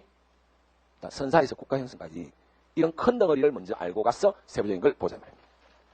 자, 8페이지. 국가의 형성, 고조선과 청동기 문화. 자, 청동기 철기 시대 기본 이해. 여기서 너희가 알아야 될 것. 청동기는 우리나라 언제 들어온다? BC 10세기경. 지금부터 3000년 전, 맞나? BC 10세기경에 들어오는데, 잘 들어. 우리나라 청동기는 북방계통이야. 북방. 시베리아. 알았어? 중국 쪽 아니다. 우리가 중국 문화에 영향을 받기 시작하는 것은 철기 문화 때부터야. 청동기까지는 스키 시베리안 계통. 저 위에 초음길을 따라서 내려온 거야. 그래서 우리가 알타이 이쪽 계통이다. 알겠어? 우리 민족은 언어학적으로 보면 중국하고 다르잖아. 저 우랄 알타이 저쪽에서부터 이렇게 내려온 거야. 맞지? 그래서 청동기가 우리 민족의 기원이단 말이야. 신석기 청동기 시대 사람들 우리 민족의 기원이니까. 우리 그쪽 말체계를 가지고 있잖아. 그래서 우리나라 청동기는 어디에서 왔다? 북방계통이야. 중국 계통이 하면 뒤진다. BC 10세기 북방계통. 오케이? 그래서 우리하고 중국하고는 어순도 다르잖아. 생긴 거야 뭐 서로 이렇게 자꾸 교섭하다 보니까 좀 비슷해지긴 해도 기본적으로 우리는 수로가 맨 마지막에 가잖아. 그렇잖아. 나는 너를 사랑한다. 제일 뒤에 가잖아. 영어나 중국어는 수로가 가운데가 목소리가 제일 뒤에 가요. 중국에서 난 너를 사랑한다. 한자라면 아에여야. 중국 발음 나도 잘 모르겠는데 나는 사랑한다. 너를 이렇게 된단 말이야. 알겠어? 그럼 우리는 이쪽 계통이다. 자, 청동기는 어디다? 북방계통. 언제? BC 10세기. 그 다음에 이제 철기는 BC 4세기. 여기서부터 중국 계통. 우리는 BC 4세기부터 중국 문화의 영향권에 들어간다. 이렇게 알아야 된다. 알았지? 이거 기본 알아야 되고. 그 다음에 여기서도 여전히 유물이 중요하니까 유물을 잘 기억해야 되는데, 청동기에서 제일 중요한 유물. 시험 나올 때 항상 1번으로 나올 가능성이 졸라게 높은 거. 뭐야? 고인돌. 알았지? 그 고인돌을 잘 알아야 돼. 왜 고인돌이 중요하지? 청동기에서 왜 고인돌이 중요해? 고인돌은 족장의 무덤이기 때문에, 그렇게, 그 물론 맞는 이야기인데, 진짜 중요한 이유는 뭐지? 우리나라가 현재 세계에서 고인돌이 제일 많이 남아있는 고인돌 공화국이야. 알겠어? 웃지마, 새끼야. 유네스코에서 문화재로서 지금 관리 지정 대상 돼가지고 아주 중요하게 여기는 거야. 그래서 세계 고인돌 학회, 뭐 이런 거 맨날 우리나라에서 열려. 알겠어? 고인돌 공화국이다. 알았나? 고인돌 공화국? 웃지마. 잘 기억해놔. 그래서 청동기의 고인돌. 자, 고인돌, 이렇게 생겼다. 여기 간단하게 그려 보면, 여기 덮개돌이 있고, 밑에 받침돌이 이렇게 있는데, 이제 여기가, 이건 일단 족장의 무덤이다. 이것도 모르면 안 된다. 족장의 무덤. 이 족장을 다른 말로 아까 전에 뭐라 했어? 군장. 그래서 군장의 무덤이고. 그러면 이 무덤은 결국 뭘 의미하니? 그들의 파워를 이야기하지. 이 족장 군장의 뭐야? 정치적인 능력과 경제적인 힘을 알아서 상징한다. 이들의 힘이 얼마나 정치적 경제적 힘을 표상한다는 것을 잘 알아야 돼. 요거 일단 알아야 되고. 이거 만드는 거면 어떻게 만드는지 그림 같은 그냥 봤지? 자, 그랬을 때 이게 남방식이 있고 북방식이 있어. 잘 들어. 이 받침돌을 가지고 하는데 이게 어떻겠니? 받침돌의 크기가 남쪽으로 내려올수록 점점 커지니 점점 작아지니. 이건 그냥 외워야 되는 거야. 어떻게 돼? 작아진다. 그래서 북쪽으로 갈수록 이것의 크기가 점점 커진다. 이건 제법 크다 그지? 좀 북쪽에 있는 것 같다. 이게 황해도 언눌 거고. 선생님 고향에 가면 고인돌이 여러 군데 있어. 우리 고향도. 거기는 받침돌이 거의 없어. 그냥 돌멩이 두 개 이렇게 탁 공간놨어. 받쳐놨어. 그래서 이건 남방 쪽이야.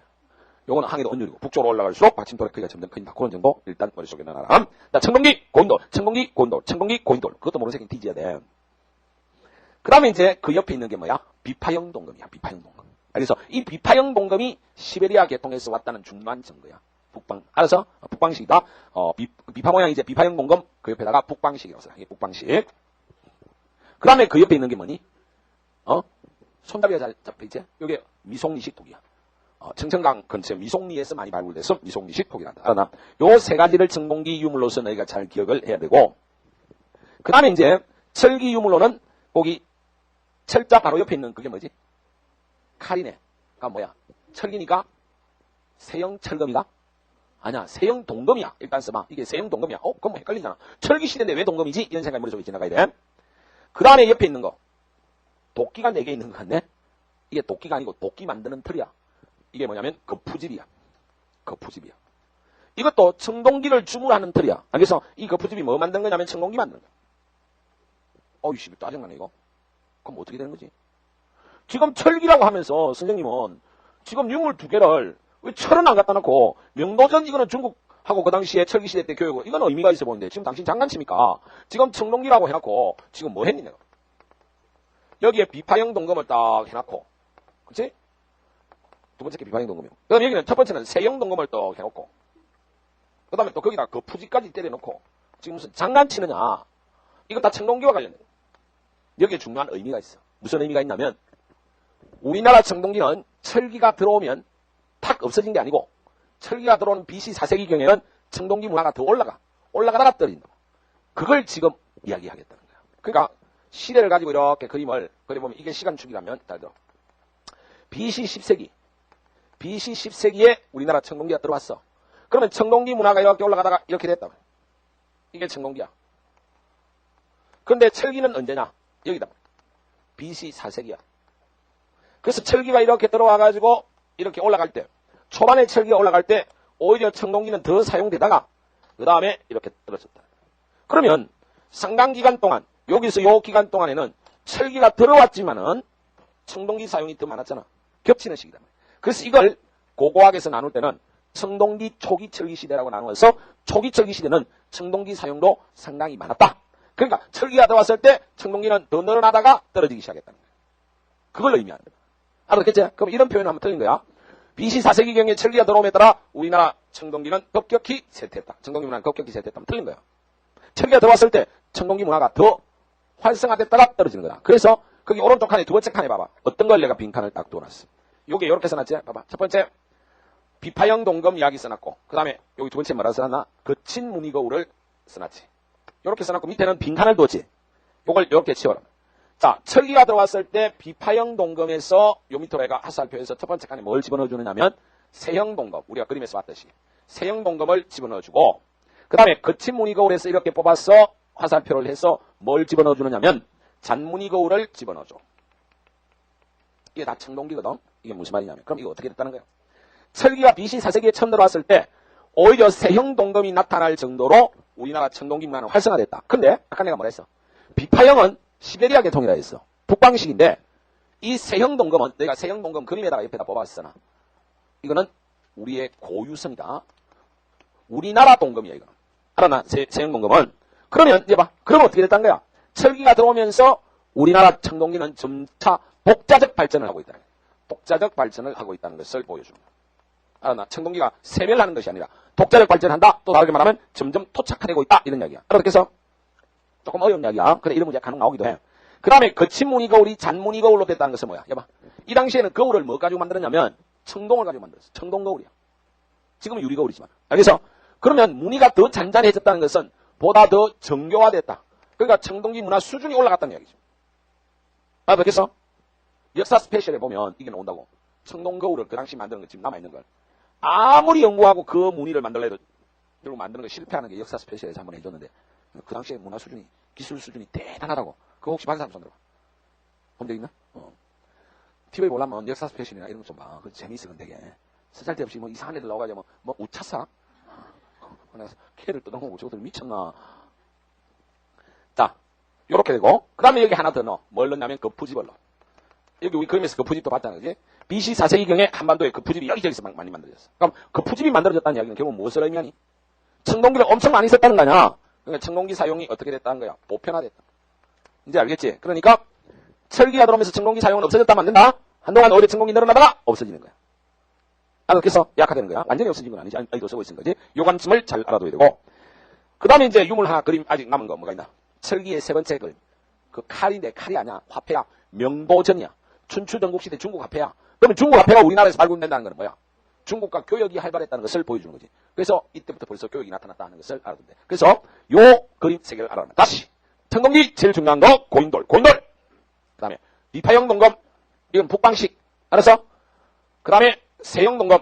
그 옆에 있는 건 뭐야? 미송리식 토기. 여기 이제 청동기 유물로서 기억하되. 그 다음에 철기 때 세형 동검과 거푸집은 청동기야. 그럼 그것은 뭘 의미한다?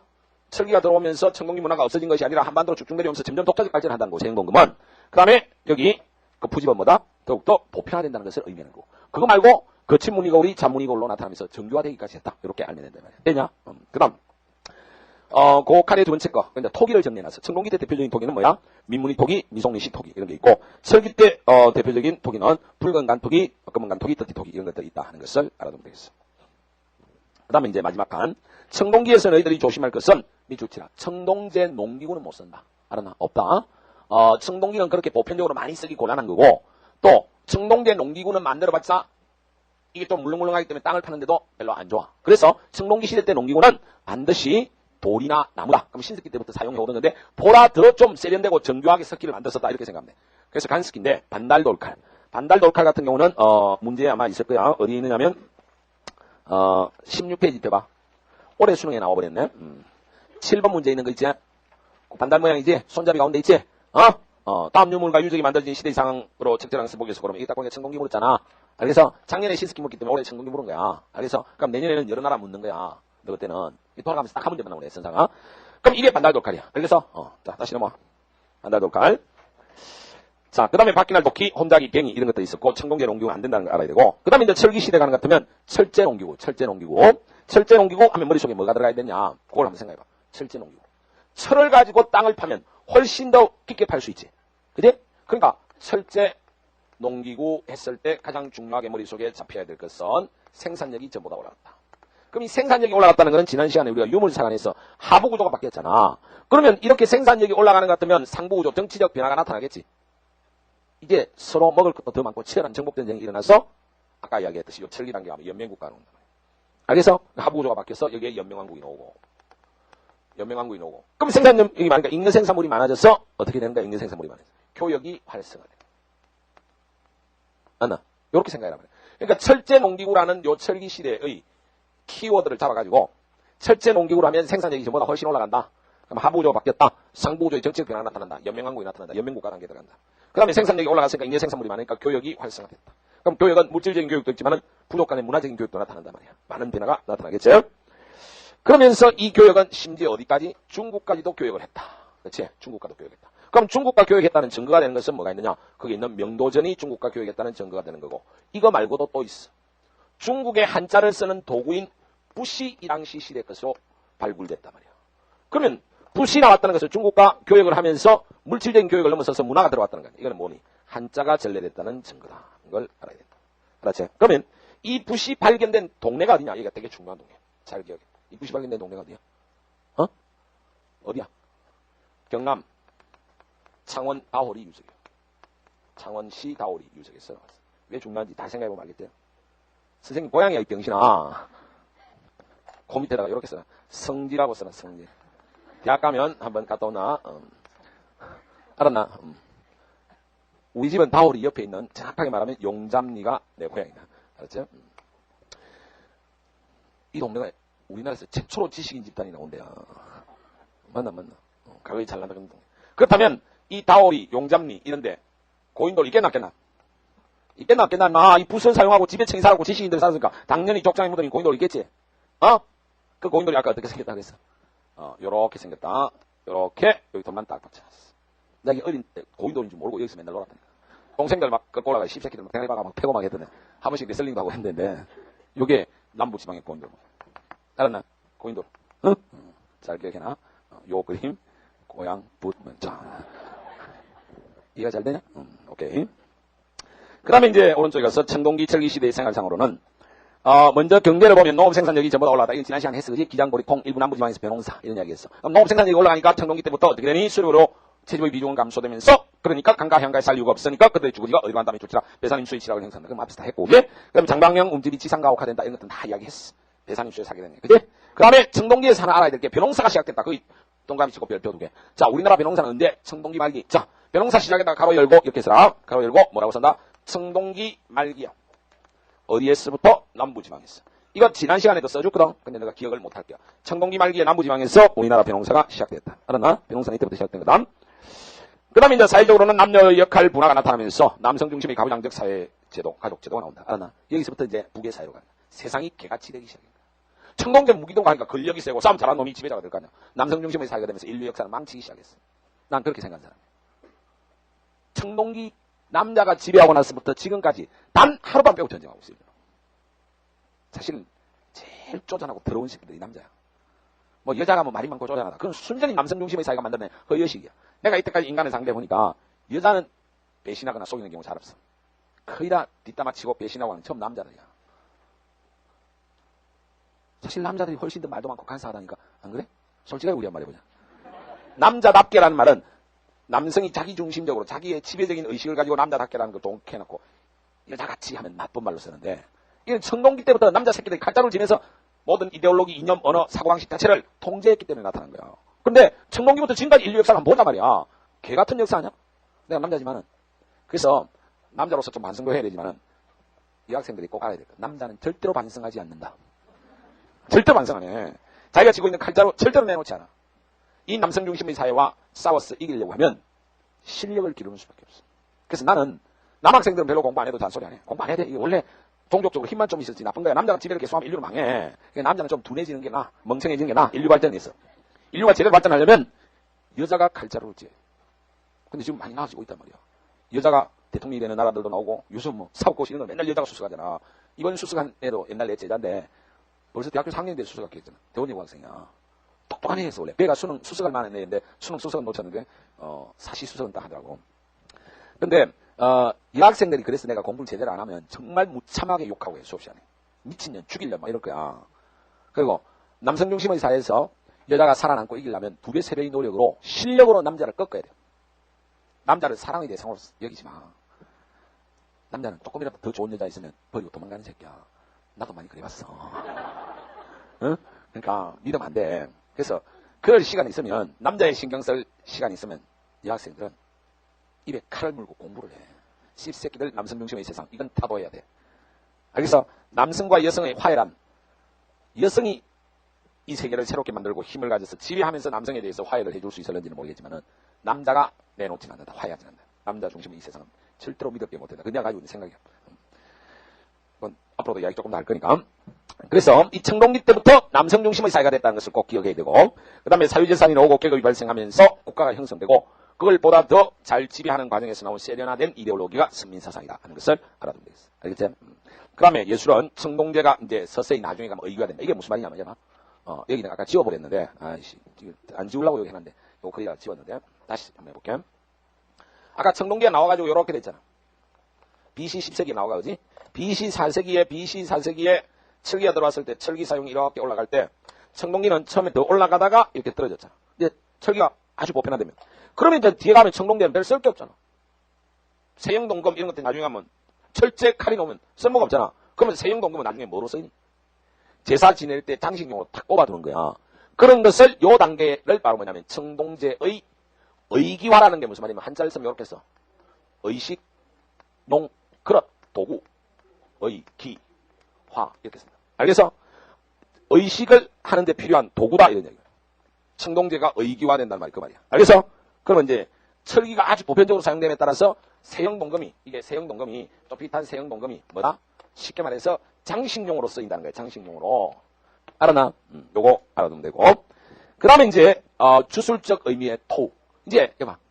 전에는 공주석장이 바닥에다 막 고개 그리고 막 물고기 그렸는데 새를 그렸는데 새가 정말 먹고 싶으니까 이제는 흙으로 인형을 빚어는 그거 보면서 새야 날아오라. 얼마나 그 주술적 경험이 더 강렬해지냐. 이게 훨씬 더 강렬해지는 건 언제나 청동기가 철기시대에 오면 바다 절벽에다가 고래를 막 새겨놓고 동심원을 그리고 한다. 이게 뭐니? 바로 바위 그림이야. 그래서 바위 그림 이때 논다. 바위 그림을 잘못 알아가지고 신석기다 구석기다 이러면 안 돼. 왜? 바위에다가 그림을 그리려면 돌을 가지고 못 그려. 그렇잖아. 돌보다 더 강한 연모가 있어야 돼. 그래서 청동기 철기 시대에서 나타난 거다. 알았지? 이해가 되나? 그런데 요 부분에 관한 이야기를 원래 오늘 하려고 했는데 시간이 끝나서 다음 시간에 원래 지금 내가 하려고 한 이야기 2개나 안 했어. 고3혁명에 관한 이야기하고 요거하고 같이 묶어서 다음 시간에 시작하면서 내가 좀 이야기를 하겠는데 이러한 청동기 철기 시대 예술이 나왔다는 것을 알아두고 그러면 거기 있는 문제를 한번 풀어보자. 문제 1번. 다음은 조용해라. 우리나라에서 발견된 선사실의 유물과 유적이다. 2002년 9월 평가원에서 나온 거다. 가나 나라가 있는데 각 유물 유적과 관련 있는 실의 특징으로 나타난 것을 보기 위해서 고르면 가는 뭐야? 댄스키, 구스키지. 나는 고인돌, 청동기. 나는 움집, 신스키. 그 다음에 나는 비파형 동금하고 세형 동금이다. 그지? 그러면 이게 이제 더 뒤지. 철기가 들어왔을 때 세형 동금이 나오는 거지. 그러면 나는 수렵 어로와 더불어 농경 생활을 영위하였다. 대충 읽으면 맞다 이런단 말이야. 그럼 어디가 틀렸니? 농경은 신스키가 해놓으니까 기억 틀렸어. 나는 청동제 농기구를 사용하여 벼를 재배했다. 청동기 말기 때 벼 재배했지? 맞다 하면 또 안 되지. 뭐야? 청동제 농기구가 틀렸지? 그거 안 된다고 했잖아. 그거 딱 중요한 것만 시험에 나온단 말이야. 그럼 답은 5번이네. 나는 곡식을 지장하기 위하여 토기를 만들고 정착생활. 맞지 신스키? 그럼 나는 한반도에서 독자적인 청동기 문화가 발전했다. 그게 세형 동금이 그걸 의미하지? 그래서 답이 5번이란 말이야. 알겠어? 이런 정보는 쉽게 맞출 수가 있다. 가장 대표적인 문제는 수업 시간에 풀어주겠는데 이러면 이제 다음 시간 들어가면 이제 고대에 들어갈 건데 들어가기 전에 시작하면서 내가 보통 첫 시간에 했던 이야기인데, 이번에는 한 3번째 시간 정도 이야기할 것 같은데, 겨울방학을 어떻게 할 거냐 하는 이야기를 다음 수요일 날 좀 이야기를 하겠어. 수고했어.